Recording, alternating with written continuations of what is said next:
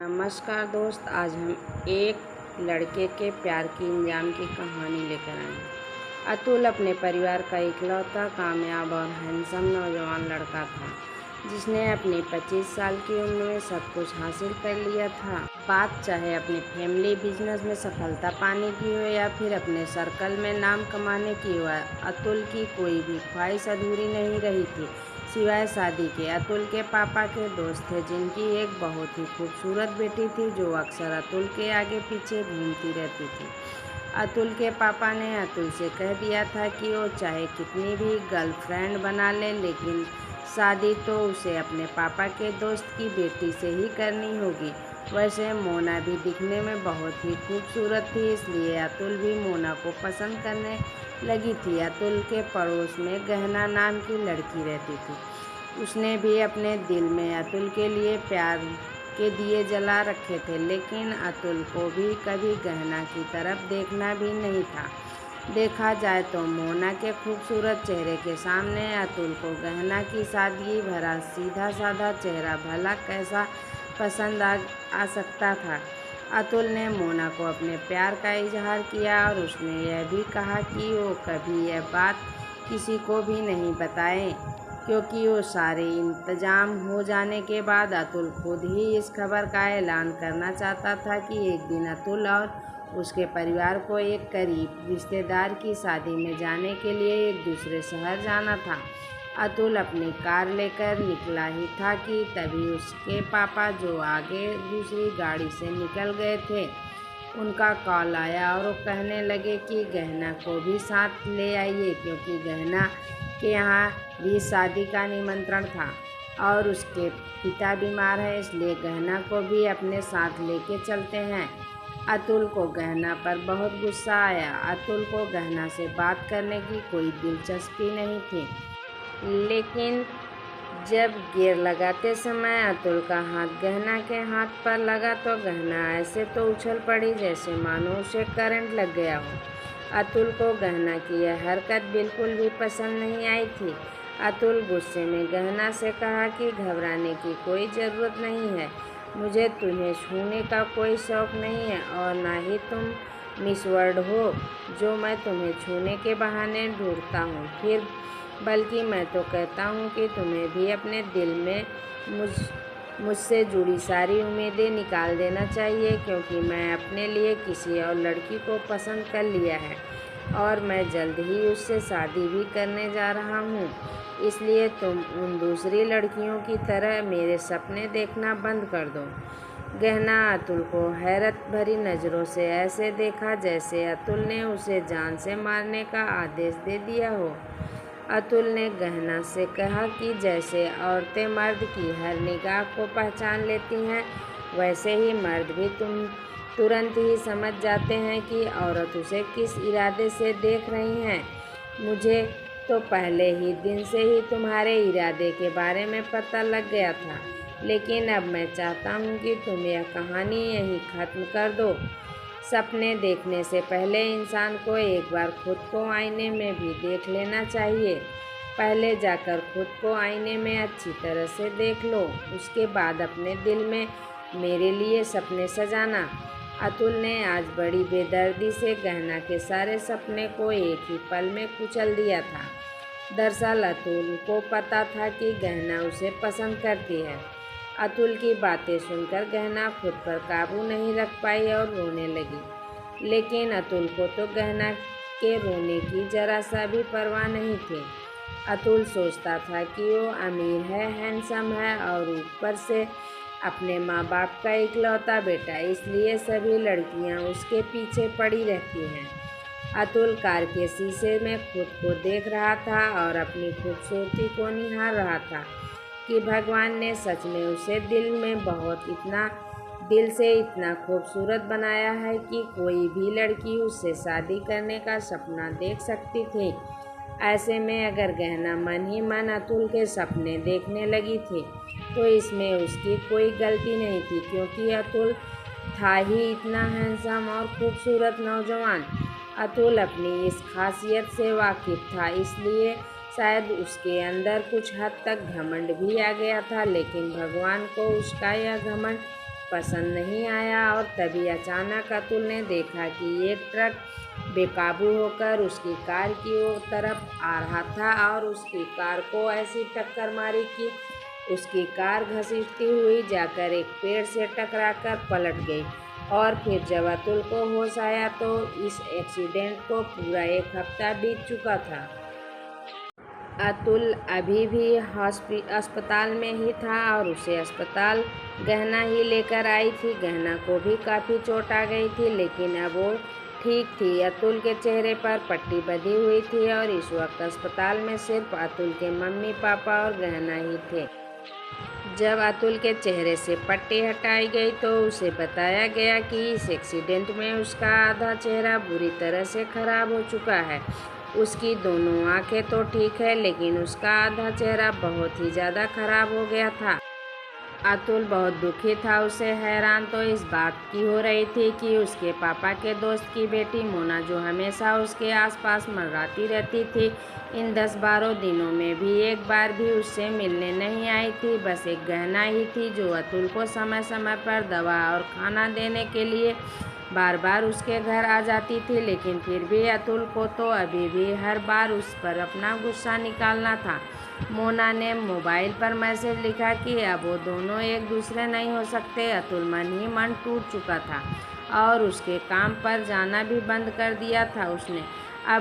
अतुल अब पूरा दिन अपने कमरे में ही बंद रहता था। एक दिन अतुल के पापा ने उसे बताया कि गहना तुमसे शादी करना चाहती है। अतुल अभी भी इस शादी के लिए दिमागी तौर से तैयार नहीं था। वह बहुत ही सादगी से गहना और अतुल की शादी हो गई। गहना को अब अतुल के कमरे में साथ रहने का अधिकार मिल गया और वो तो ऐसे खुश थी जैसे यह शादी उसके लिए एक कीमती उपहार हो। शादी के तोहफे के तौर पर अतुल के पापा ने 1 महीने के लिए शिमला उसके लिए रहने का इंतज़ाम कर दिया था। लेकिन अतुल शिमला जाने के लिए बिल्कुल भी तैयार नहीं था। लेकिन फिर भी अपने पापा के दबाव के कारण उसे शिमला जाना पड़ा। शिमला में उनका फ्लैट भले ही छोटा था, लेकिन बहुत ही खूबसूरत था।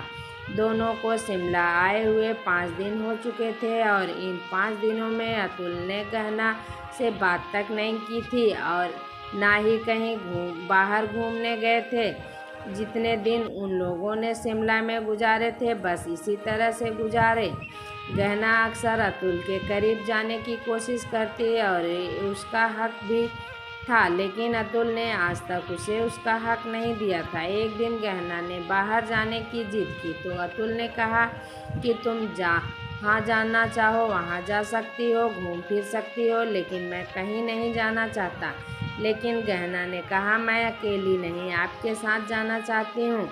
हमें हनीमून पर आए हैं 10 दिन हो चुके हैं, लेकिन आप अभी तक मुझे कहीं भी बाहर नहीं लेकर गए हैं। हम बस शॉपिंग मॉल तक ही जाएंगे और 1 घंटे में वापस आ जाएंगे। अतुल ने कुछ देर तक सोचा और फिर गहना को अपने साथ शॉपिंग मॉल में ले गया। शिमला का शॉपिंग मॉल भीड़ भाड़ वाले इलाके में था। पूजा और अतुल जैसे ही उस भीड़ भाड़ का हिस्सा बन गए। हर कोई उन्हें घूर घूर कर देख रहा था। वो लोग अतुल के चेहरे को कुछ ज़्यादा ही घूर रहे थे। अतुल के लिए यह सब बर्दाश्त नहीं करना मुश्किल हो गया था। अतुल चौंका तो तब था जब एक लड़की ने उन दोनों की तस्वीर बना ली और फिर कहने लगी, क्या मैं आप दोनों की तस्वीर एक कैंपस के साथ पोस्ट कर सकती हूँ? प्यार चेहरा नहीं बल्कि सिर्फ दिल देखता है, क्योंकि आप दोनों साथ हैं, जबकि आपका चेहरा तो बुरी तरह से। लड़की अभी आगे और कुछ भी बोलती इसके पहले गहना ने उसे टोक दिया और उसे बुरा भला कहने लगी। इसका मतलब यह नहीं है कि हमारा तमाशा बनाना चाहती हैं। मैं मानती हूँ कि जिन लोगों की सोच अच्छी होगी वो अच्छी बातें करेंगे, लेकिन सोशल मीडिया पर ज़्यादातर लोग दूसरों का मजाक ही बनाते हैं। आपको तो शर्म आनी चाहिए। गहना उस लड़की पर इस तरह से चिल्लाने लगी कि वो लोग उसको घूरने लगे और अब तक उन्हें भी नहीं देख रहे थे। अतुल को यह सब बिल्कुल पसंद नहीं आ रहा था। अतुल गहना का हाथ पकड़कर रूम में आ गया और तेज आवाज में बोला, हो गई तुम्हें तसल्ली मेरा तमाशा बनाकर? अब तो तुम खुश हो ना, लोगों को अपनी महानता दिखाकर कि तुमने कितना महान काम किया है, क्योंकि तुम तो यही करना चाहती थी ना। और लोगों को यही दिखाना चाहती थी कि तुम कितनी महान हो, जो खुद नॉर्मल होते हुए भी तुम्हें आधे जले चेहरे वाले इंसान से शादी की। मेरा रंग रूप, मेरा चेहरा, सब कुछ बर्बाद हो गया। तुम्हें पता है कि जब मॉल में लोग हमें देख रहे थे तो मुझे कैसा महसूस हो रहा था, और मैं अभी क्या महसूस कर रहा हूँ? मेरी एक बात कान खोलकर सुन लो कि मुझे तुम्हारे साथ कोई ज़रूरत नहीं है। अतुल के इस बर्ताव से गहना बुरी तरह से घबरा गई और कहने लगी, हाँ आप सही कह रहे हैं अतुल, मैं कैसे आपके दर्द में आपका साथ दे सकती हूँ, और मैं कैसे समझ सकती हूँ कि आप पर क्या बीत रही है, क्योंकि मेरा चेहरा तो बिल्कुल ठीक है ना। गहना रोते हुए अतुल से यह बात कही और फिर वहाँ से चली गई। और फिर गहना अतुल दोनों अगले ही दिन अपने घर वापस आ गए। गहना के चेहरे की उदासी देखकर अतुल के पापा को सब समझ आ गया। उन्होंने अतुल को खूब खरी खोटी सुनाई और कहने लगे कि इस बेचारी लड़की ने सब कुछ जानते हुए भी तुमसे शादी की, और तुम हो कि उसके साथ इस तरह का व्यवहार कर रहे हो। अतुल और उसके मम्मी पापा जब गहना के कमरे में गए तब वो खिड़की की तरफ मुँह करके खड़ी थी, जैसे चाँद को देख रही थी। और फिर जैसे ही गहना उनकी तरफ मुड़ी तो सबके पैरों तले जमीन खिसक गई। वहाँ खड़े सभी लोग बुरी तरह से चिल्ला उठे और की माँ तो जमीन पर गिर पड़ी और सिसक रही थी, क्योंकि वो दृश्य बहुत ही असहनीय था। कोई खुद को इस हालत में कैसे देख सकता है? गहना दर्द से तड़प रही थी और उसका चेहरा पिघल रहा था। गहना ने तो जॉब में अपना आधा चेहरा बिल्कुल वैसा ही बना लिया था जैसे किस्मत ने अतुल को बना दिया था। अतुल भागता हुआ गहना की तरफ बढ़ा और उसे गिरने से पहले अपनी बाहों में संभाल लिया। गहना आधी बेहोशी की हालत में कहने लगी, अतुल अब तो आप मुझे अपना लेंगे, अब तो आप मुझे खुद से दूर नहीं करेंगे ना। देखिए अब मैं बिल्कुल आप जैसी हो गई हूँ। आप कहते हैं ना कि अतुल आप किसी दर्द से गुजर रहे हैं, ये कोई नहीं समझ सकता, लेकिन अब तो मुझे आपके दर्द का एहसास भी हो गया है। अब तो मुझ पर भी आपकी ज़रूरत है, और देखिए हम दोनों एक जैसे हो गए हैं। तो अब तो आप मुझे तलाक नहीं देंगे ना। गहना की बात सुनकर सबकी आंखें भर आई थी और सब फूट फूट कर रोने लगे। गहना अतुल की बाहों में बेहोश हो गई और अतुल ने उसे सीने गले से लगा लिया और तुरंत ही अस्पताल लेकर भागा। भगवान का शुक्र था कि गहना की जान बच गई थी। जब गहना के चेहरे के घाव धीरे धीरे ठीक होने लगे तो अतुल गहना को अस्पताल से घर ले आया, और फिर घर आने के बाद अब उसी तरह बहुत देखभाल करता था। डॉक्टर ने कहा था कि गहना का चेहरा अब पहले जैसा कभी नहीं हो सकता। यह सुनकर अतुल की आंखों में आंसू आ गए और उसने गहना से कहा, तुमने ऐसा क्यों किया? तुमने क्यों खुद को अधूरा बना लिया? मैं खुद इस दर्द से गुजर रहा हूँ, और मैं इस दर्द को महसूस किया है कि कैसे लोग की नज़रें मेरे दिल को छलनी कर जाती है। तो गहना ने अतुल के दोनों हाथ अपने हाथों में थाम लिया और कहने लगी, अतुल वो इसलिए ताकि हम दोनों मिलकर एक साथ इस दुनिया का सामना कर सकें। हम दोनों एक जैसे ही हैं, तो हम दोनों एक दूसरे का सहारा बन सकते हैं। मुझे और किसी बात का कोई गम नहीं है अतुल, मुझे तो बस तुम्हारा साथ चाहिए। आज अतुल ने पहली बार गहना के माथे में अपना प्यार बरसाया और सोचने लगा कि इतना महान कैसे हो सकता है भला। आज के समय में क्या कोई किसी से इतना प्यार भी कर सकता है? लेकिन आज गहना को देखकर अतुल को यह यकीन हो गया था कि सच में प्यार चेहरा से नहीं बल्कि दिल देखता है।